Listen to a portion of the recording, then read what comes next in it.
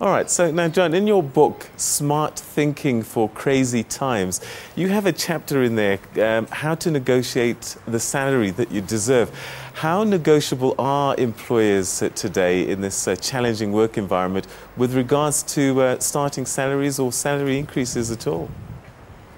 I think that in the current workplace we live in, employers are still negotiable, but they have one advantage over the employees or the prospective employees, that they are just simply better at it.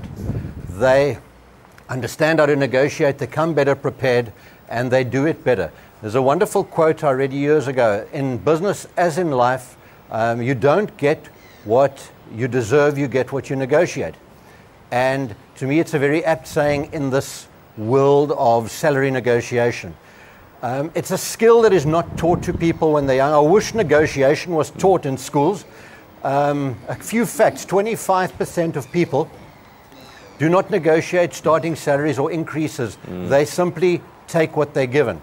Of the other 75%, 50% or half of them are very passive on how they negotiate. It leaves about 33% of people that are good or organized at it. This puts them at a disadvantage, that they tend to take what's given to them.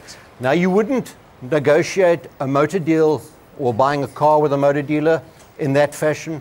You definitely haggle the sale of your property or your home. So I sometimes don't understand why people don't negotiate salaries better.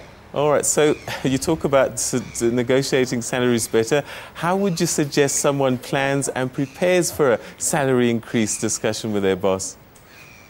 Well, the word you use there, preparation, that is the key. That's the cornerstone of it. You've, number one, got to have a good relationship with your boss. Now, not all bosses are great bosses, but you should learn how to manage your boss, manage upwards, get clarity from your boss as to what their expectations would be for good performance, for the results that they desire. Get in harmony and sync with them in that area. When you come to the table, think about your past performance, think about your present performance, and more importantly, even think about your future performance.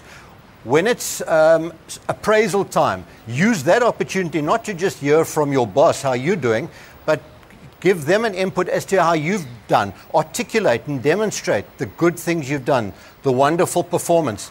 Clearly understand how your boss will measure performance. And ensure that you set the correct tone when you speak to your boss about salary negotiation. Don't be too subservient, but be persuasive and learn how to sell. It's a common feeling I get that people don't like to talk about money, and they definitely don't like the concept of selling. At the end of the day, in the workplace, you are a brand.